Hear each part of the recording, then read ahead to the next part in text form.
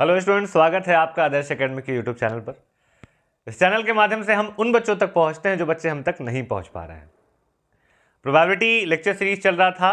Probability lecture series का ये आखिरी वीडियो है जिसमें हम थ्योरम ऑफ टोटल प्रोबेबिलिटी और बेस थ्योरम पर कुछ सवाल आपको करके दिखलाएंगे। मेरे द्वारा किया गया क्वेश्चन आपके लिए सफिशिएंट होगा समझने के लिए और खुद क्वेश्चन प्रैक्टिस करने के लिए। और जैसा आप कर रहे हैं, आपको कोई परेशानी होता है तो आप डाउट पूछिए, ठीक है। टाइम वेस्ट नहीं करते हैं, स्टार्ट करते हैं हम लोग theorem of total probability. Theorem of total probability.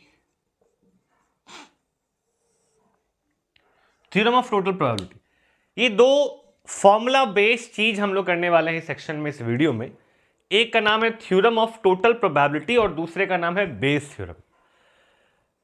ये दोनों ही थ्योरम्स है, लेकिन आपको सिर्फ फाइनल रिजल्ट याद रखना है। रिजल्ट का इंप्लीमेंटेशन आपको आना चाहिए कि कैसे इंप्लीमेंट करें, किसको क्या माने, किसको कैसे एनालाइज करके हम लोग कैसे बैठाएं। मोरलेस फॉर्मूला यूज करना आपको आना चाहिए। हम प्रूफ में नहीं जा रहे हैं, बस बतला रहे हैं कि फॉर्मूला क्या है। एक सवाल आपको करके दिखलाएंगे, उससे क्लियर हो जाएगा। देखिए, थ्योरम ऑफ टोटल प्रोबेबिलिटी में क्या होगा कि आपको कुछ इवेंट्स एक प्रकार के लेने होंगे। इनका नाम हम रखेंगे E1, E2, E3। ऐसे मान लीजिए आप EN तक इवेंट्स लेते हैं, ठीक है। ये एक टाइप के इवेंट्स होंगे, एक एक्सपेरिमेंट से रिलेटेड अलग अलग इवेंट्स होंगे। ये सभी म्यूचुअली एग्जॉस्टिव और म्यूचुअली एक्सक्लूसिव होंगे, कुछ भी कॉमन नहीं होगा इनमें। और ऐसा कि इन सबको जोड़ें तो सैंपल स्पेस मिल जाएगा, ठीक है। ऐसा कुछ इवेंट्स आपको लेना है, पहला कैटेगरी। दूसरे कैटेगरी में आपको एक ऐसा नॉर्मल इवेंट ए दिया रहेगा जो कि इन सबके साथ होता होगा, सबके साथ हो सकता होगा या होता होगा। सबके साथ का मतलब है कि कंडीशनल प्रोबेबिलिटी का बात है। पॉसिबिलिटीज है कि इतना हो रहा होगा और इनके बाद ये हो सकता होगा, ये हो सकता होगा, ये हो सकता होगा, ये हो सकता होगा, ये हो सकता होगा, ठीक है। तो आप लगे हाथ फिर P of A upon E1 निकालेंगे। आप लगे हाथ फिर P of A upon E2 निकालेंगे। आप लगे हाथ P of A upon E3 निकाल लेंगे और इन सभी को इवेल्युएट कर लेंगे। यहां से इनकी मदद से आप P ऑफ E1 निकालेंगे, आप P ऑफ E2 निकालेंगे और से करते करते करते करते आप P ऑफ EN तक इवेल्युएट कर देंगे। और अगर आपसे पूछा जाए कि क्या प्रोबेबिलिटी है कि इवेंट ए होता होगा, इवेंट ए के होने का प्रोबेबिलिटी, तो ये इस फॉर्मूला से निकलेगा P of E1 multiplied by P of A by E1, P of E2 multiplied by P of A upon E2, P of E3 multiplied by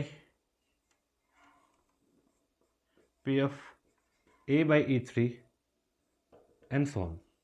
ये ठीक है, इसी को कहते हैं theorem of total probability. Theorem of total probability, यही हम लोग को करना है।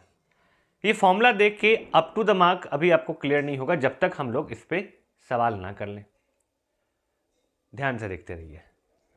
ये वाला पार्ट आप लिख लीजिए, ऐसा ही चीज हम करके दिखलाते हैं। देखिए, इस सेक्शन में सवाल थोड़ा बड़ा बड़ा रहता है साइज वाइज, तो लिखने में हमको थोड़ा सा समय जाएगा और जगह भी चाहिए। तो जितना ये फ्रेम में है, ये हमको लगता है कि कैप्चर नहीं कर पाएगा। हाँ, अब होगा। ये थ्योरम ऑफ टोटल प्रोबेबिलिटी, इतना पहले आप नोट डाउन कर लीजिए। और अब हम आपको एक सवाल बनाकर दिखलाते हैं। सवाल से बहुत अच्छे से क्लियर हो जाएगा आपको, फिर हम बेस थ्योरम की तरफ पढ़ेंगे।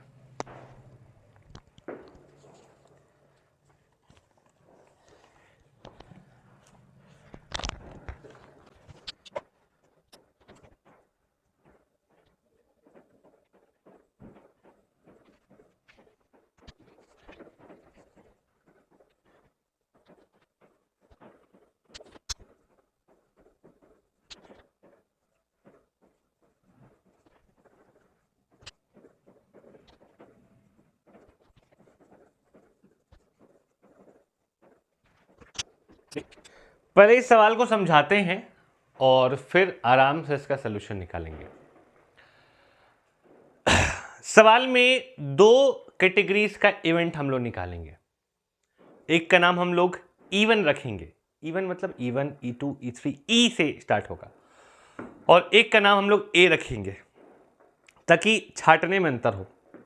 जो ये E वाला इवेंट होगा वो सब एक कैटेगरीज में होगा, वो सभी म्यूचुअली एग्जॉस्टिव और म्यूचुअली एक्सक्लूसिव होगा, और E वाले इवेंट के होने के बाद A के होने का संभावना पूछा जाएगा। अभी हम आपको समझाते हैं, देखिए कैसे होगा। पहले सवाल समझते हैं, डाटा को देखते हैं। देयर आर 3 अर्न्स, अर्न्स हम आपको बताए थे, अर्न्स का मतलब हो गया pots. There are 3 urns containing, पहले अर्न में 3 व्हाइट और 2 ब्लैक बॉल है, याद रखें 3 व्हाइट और 2 ब्लैक, 3 व्हाइट 2 ब्लैक, 5 बॉल है। दूसरे में 2 व्हाइट 3 ब्लैक है, और तीसरे में 1 ब्लैक 4 व्हाइट है। तीनों ही अर्न में, तीनों ही पॉट्स में 5-5 गेंद है, लेकिन सारे अर्न्स में, सारे पॉट्स में यूनिफॉर्म नंबर ऑफ बॉल्स नहीं है, यूनिफॉर्म कलर नहीं है, कलर जो है अलग अलग है। 5-5 तो बॉल है सबके पास। पहले वाले में 3 व्हाइट 2 ब्लैक, दूसरे में 2 व्हाइट 3 ब्लैक, तीसरे में 1 ब्लैक 4 व्हाइट है। अब मेरे सामने 3 अलग अलग पॉट्स रखा हुआ है, हमको किसी एक में से कोई एक गेंद निकालना है, तो 2 लेयर में ना इवेंट हो गया, इवेंट 2 लेयर में हो गया है। पहला लेयर तो है कि पॉट चुनना, 3 पॉट्स में से किसको चुने, पहला तो ये हो गया। और पॉट्स चुनने के बाद फिर हाथ घुसाकर एक गेंद निकाले, तो what is the probability, one ball is drawn, what is the probability that the white ball is drawn, और क्या प्रोबेबिलिटी है कि एक व्हाइट बॉल निकाला जा रहा है। ठीक है, तो देखिए सॉल्यूशन पर ध्यान दीजिए। Let E1, E2, E3 be the events of choosing first, second और third urn respectively। 3 पॉट्स है तो 3 इवेंट्स बनाए, E1, E2, E3। E1 होगा पहले पॉट को चुनने का प्रोबेबिलिटी, E2 होगा दूसरे को, और E3 होगा तीसरे को चुनने का प्रोबेबिलिटी। तुम्हारे पास टोटल पॉट्स कितना है, 3 में से E1 यानी एक यानी पहला को चुनने का प्रोबेबिलिटी होगा 1/3, E2 यानी दूसरे को चुनने का प्रोबेबिलिटी 1/3 होगा, E3 को भी चुनने का प्रोबेबिलिटी 1/3 होगा। तो यहां पर P of E1 will be P of E2 will be P of E3, ये तीनों ही बराबर होगा, और ये तीनों होगा 1/3 के। 1/3 क्यों, क्योंकि भाई ये तीनों ही बता रहा है कि एक ही पॉट चुनना है, E1, E2, E3 बस हम खाली क्रम के अनुसार रखे हैं कि पहला है, दूसरा है, तीसरा है, लेकिन एक बार में तो एक ही ना चुनना है। और टोटल मेरे पास 3 पॉट्स है, तो 1/3 यहां पर प्रोबेबिलिटी हो गया। नाउ जैसा बताए थे कि ई कैटेगरी में एक जैसा इवेंट होगा। अब हम let A be the event of choosing a white ball, A be the event of choosing white ball. अब देखो दूसरे लेयर का काम हो रहा है। अब जब हम पॉट चुन लिए हैं, अब जब हम एक घड़ा पकड़ लिए हैं, तो अब अगले लेयर में है कि उन 5 में से एक बॉल निकालना, और क्या प्रोबेबिलिटी होगा कि वो वाइट है। तो हम निकालेंगे P of A upon E1। ए का प्रोबेबिलिटी जब E1 हो चुका है, यानी क्या, पहले पॉट से वाइट गेंद निकाल रहे हैं। सुनिए, पहले पॉट में कितना गेंद था, पहले पॉट में 5 गेंद है, और उसमें वाइट कितना है, 3, तो इस इवेंट का प्रोबेबिलिटी हो गया 3/5। वैसे ही P ऑफ A/E2 यानी वाइट गेंद निकालने का प्रोबेबिलिटी जब आप दूसरे पॉट से निकाल रहे हैं, दूसरे पॉट में भी कितना गेंद है, दूसरे पॉट में भी 5 गेंद है, और वाइट कितना है, वाइट तो 2 है, P of A by E3 यानी तीसरे गेंद से, तीसरे पॉट से वाइट निकालने का प्रोबेबिलिटी, वाइट है यहां पर 4/5, ये चीज हो गया। अब कंडीशनल प्रोबेबिलिटी का जो थ्योरम ऑफ टोटल प्रोबेबिलिटी का जो फॉर्मूला था, प्रोबेबिलिटी ऑफ ए ये होगा probability of E1 multiplied by probability of A by E1 plus probability of E2 multiplied by probability of A by E2 plus probability of E3 multiplied by probability of A by E3। तो ये A यानी wide ball के निकलने का probability बता देगा, यही ना पूछा गया है, what is the probability that a white ball is drawn. तो ये निकल गया वाइट बॉल के निकलने का प्रोबेबिलिटी। इसको आप सॉल्व कर लीजिए, राइट हैंड साइड में जितना भी चीज है सबका वैल्यूज आपको ऊपर मिल जाएगा, बैठाइए, जो आंसर आएगा वही होगा। थ्योरम ऑफ टोटल प्रोबेबिलिटी में यही काम करना है, यही काम करना है। क्लियर है? इसको आप नोट डाउन कर लीजिएगा। इरेज कर रहे हैं, अब हम बेस थ्योरम पर घुस रहे हैं। बेस थ्योरम हटा रहे हैं इसको।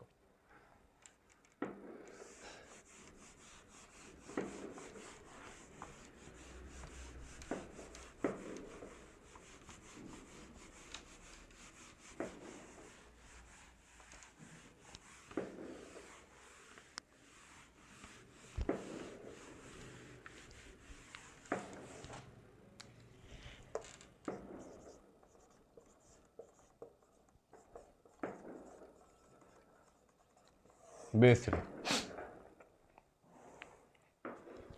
सुनिए,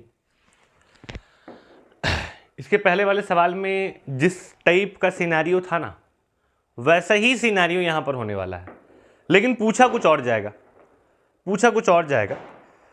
जैसे अभी क्या था, अभी आपको 3 अलग अलग पॉट्स दिया गया था, तीनों में आपको अलग अलग नंबर ऑफ वाइट बॉल्स और ब्लैक बॉल्स।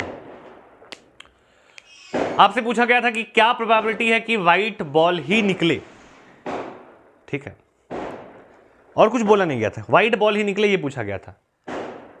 अब के सिनेरियो में क्या होगा, यही सिनेरियो है, 3 पॉट्स है, वाइट बॉल निकालना है, लेकिन वाइट बॉल के निकालने का प्रोबेबिलिटी नहीं पूछा जाएगा, थोड़ा घुमाया जाएगा, बोला जाएगा वाइट बॉल निकल चुका है, क्या प्रोबेबिलिटी है कि वो तीसरे बैग से निकला होगा या तीसरे पॉट से निकला होगा, इस टाइप का चीज थोड़ा ट्विस्ट किया जाएगा।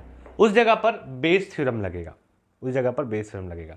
सुनिए, मान लीजिए हम लोग यही चीज करते हैं ना, अगर हम लोग ये मान लीजिए ये पहला बैग, ये दूसरा बैग, ये तीसरा, बार बार बैग कहते रहे, बैग या पॉट जो भी समझिए, ये 3 पॉट्स है और ये ए जो है वो वाइट बॉल निकालने का प्रोबेबिलिटी है, ठीक है। आपको बोला जाएगा कि सबसे पहले इतना चीज है तो आप 2 चीज निकालेंगे, क्या क्या 2 चीज, आप प्रोबेबिलिटी ऑफ E1 निकाल लेंगे, प्रोबेबिलिटी ऑफ E2 निकाल लेंगे, आप प्रोबेबिलिटी ऑफ E3 निकाल लेंगे, फिर probability of A by E1 निकाल लेंगे, probability of A by E2 निकाल लेंगे, probability of A by E3 निकाल लेंगे, जो आप पिछली बार निकाले थे। इस बार क्या पूछा जाएगा ना, probability of E2 when A has already occurred. मतलब आपसे ये नहीं पूछा जा रहा है कि वाइट बॉल निकालने का प्रोबेबिलिटी क्या है। सुनिए, आपसे पूछा जा रहा है कि अगर गेंद निकाला गया और पाया गया कि वो वाइट है, मतलब ये हो चुका है, इस बार ए हो चुका है, यानी वाइट बॉल निकल चुका है, क्या प्रोबेबिलिटी है कि वो दूसरे बैग से निकला होगा, क्या प्रोबेबिलिटी है कि वो दूसरे बैग से निकला होगा। तो यहां बेस थ्योरम लगता है, और ऐसे केस में बेस थ्योरम क्या होता है ना, बताते हैं। सबसे पहले नीचे में डिनोमिनेटर में इन दोनों का प्रोडक्ट डाल देना, यानी कि P of E1 multiplied by P of A by E1 डालना, plus P of E2 multiplied by P of A by E2 डालना, plus P of E3 multiplied by P of A by E3 डालना, और जिसका जिक्र हो, E2 का जिक्र हो, तो E2 वाले को पकड़ के ऊपर लिख देना। P of E2 multiplied by P of A by E2, और यही फॉर्मूला कहलाता है बेस थ्योरम। यही फॉर्मूला कहलाता है बेस थ्योरम। अगर तुमसे पूछा रहता ना कि probability of even when A has already occurred, यानी वाइट गेंद निकल चुका है, क्या संभावना है, क्या प्रोबेबिलिटी है कि वो पहले बैग से निकला होगा, सब चीज सेम रहता, नीचे वाला तो यही लिखना था, बस यहां इवन होता तो यहां इवन कर देते। ठीक है, यही है बेस थ्योरम। इसको आप नोट डाउन कर लें। अभी हम 2 सवाल आपको बना के दिखलाते हैं, उससे क्लियर हो जाएगा।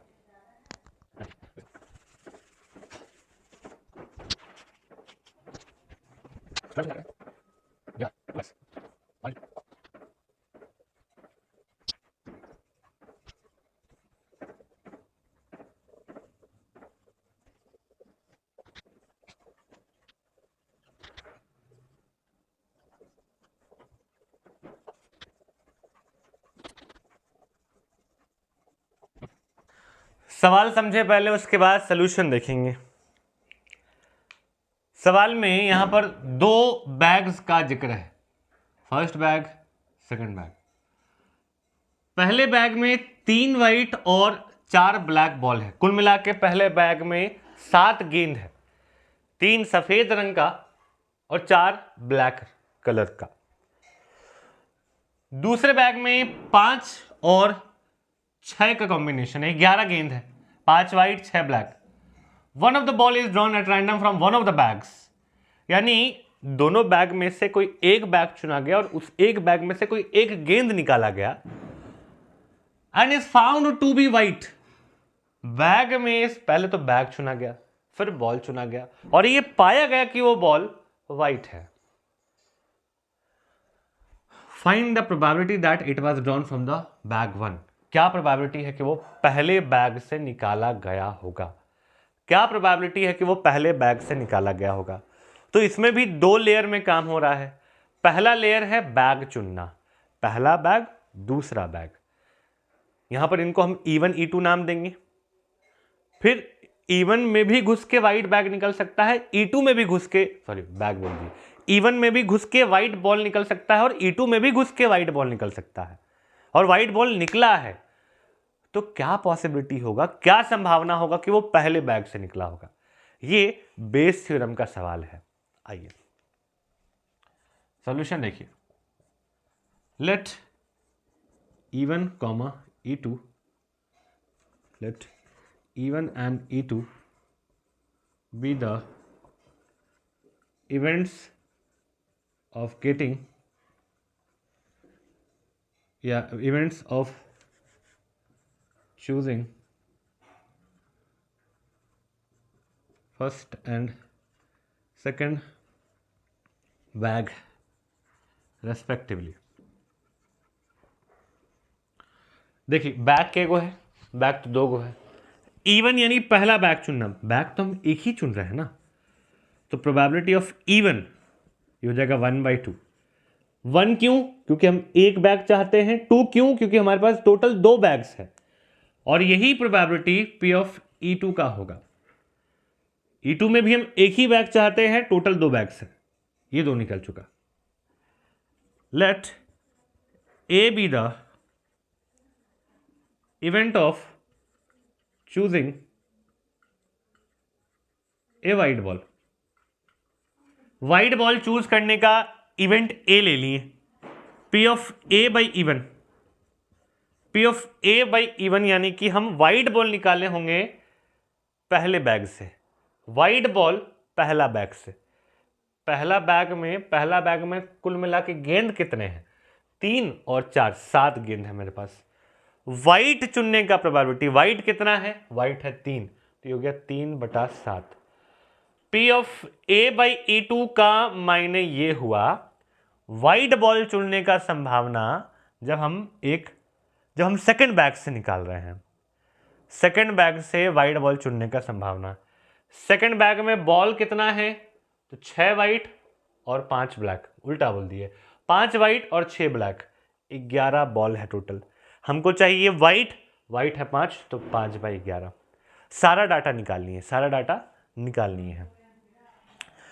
अब पूछा जा रहा है कि देखो, वन बॉल इज ड्रॉन, एक बॉल निकाला गया at random from one of the bags, दोनों में से किसी एक बैग में से निकाला गया, and is found to be white, ये हो चुका है, ये हो चुका है, ये हो चुका है, गेंद वाइट निकल चुका है, find the probability that it was drawn from bag one.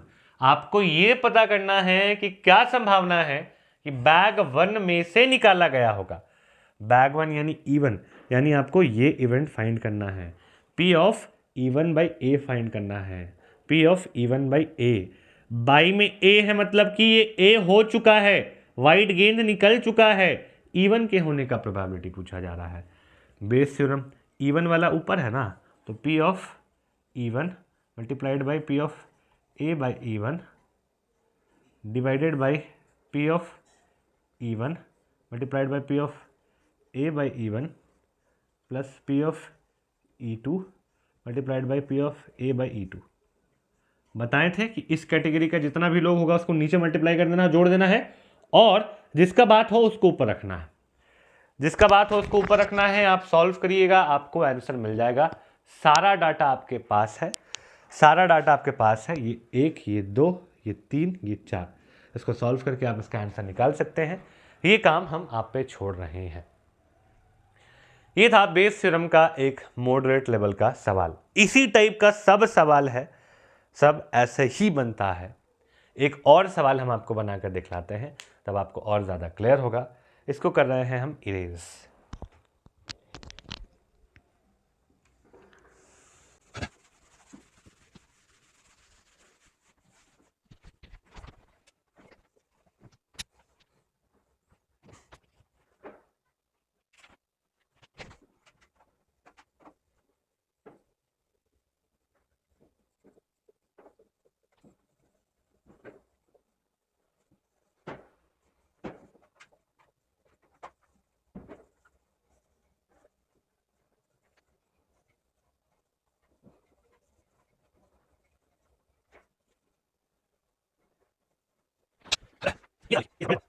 समझते हैं।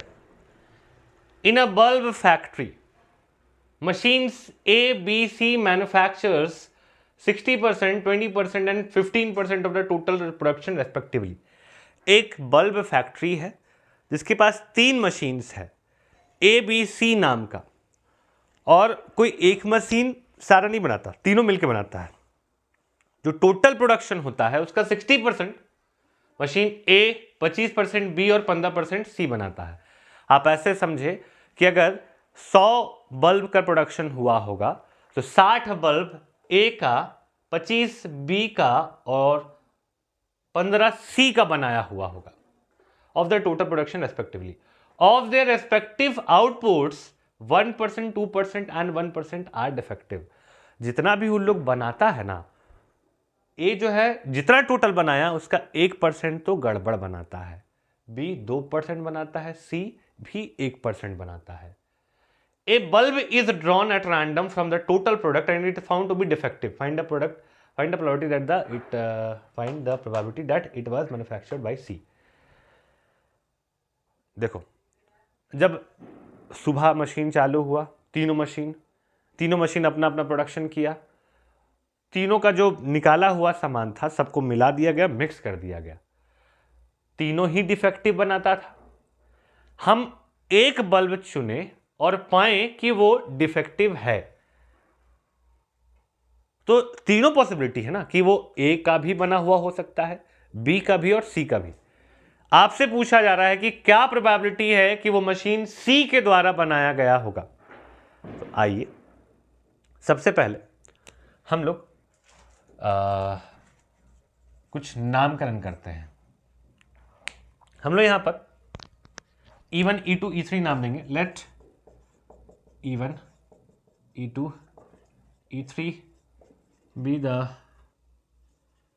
events of bulb being manufactured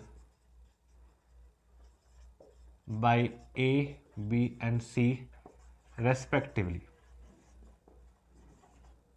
ठीक है, ए, बी और सी के द्वारा बनाया गया बल्ब चुनने का इवेंट हम लोग E1, E2, E3 मान रहे हैं। तो P ऑफ E1 क्या होगा? P ऑफ E1 कितना बनाता है E1, मतलब A कितना बनाता है 60%, तो ये हो जाएगा 60%, 60% यानी कि 60/100। P ऑफ E2 कितना होगा? P ऑफ E2 होगा 25%। P ऑफ E3 कितना होगा? P ऑफ E3 होगा 15%। ठीक है, यहां पे let D be the event of choosing defective bulb. D मान लेते हैं इस बार डिफेक्टिव बल्ब को चूज करने का प्रोबेबिलिटी।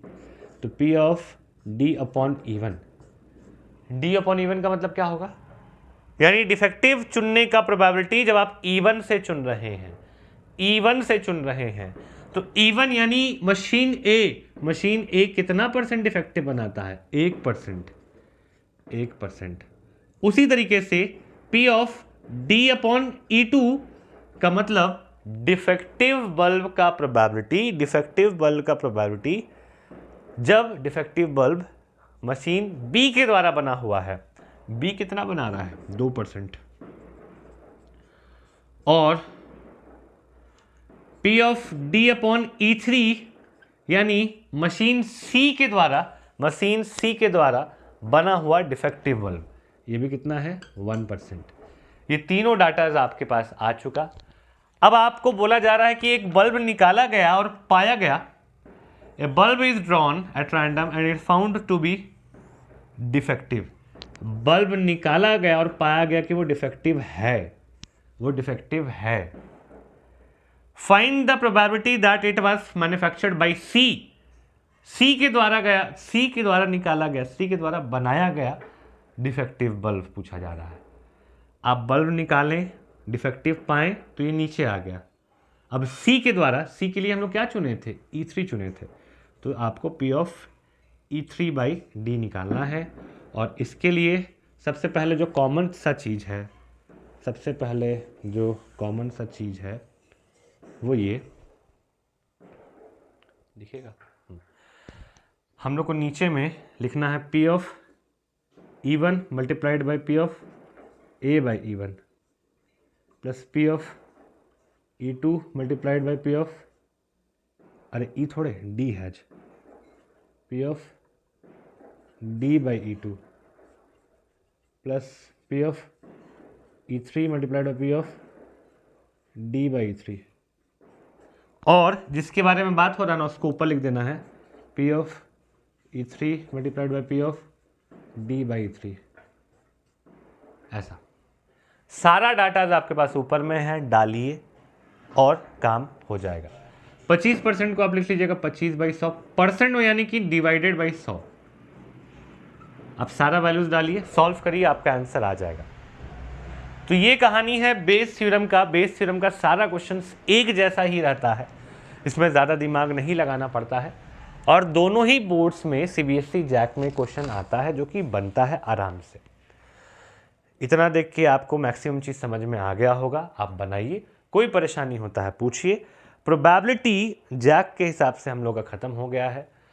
जैक का एग्ज़ाम पहले है, इसलिए अब हम वेक्टर 3D की तरफ बढ़ेंगे।